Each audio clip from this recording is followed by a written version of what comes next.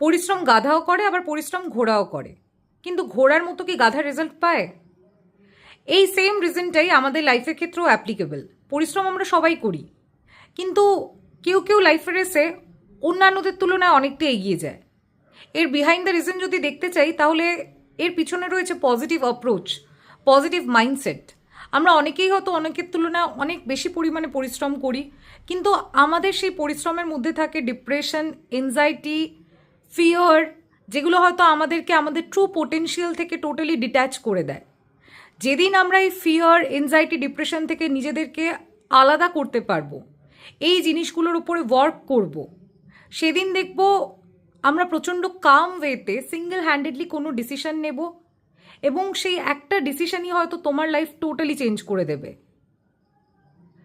এক কথায় যদি বলতে চাই, তুমি আর ভয়কে ভয় পাবে না। আর এর সাথে যদি মেডিটেশন তুমি স্টার্ট করো, তাহলে তুমি আরও বেটার রেজাল্ট দেখতে পাবে।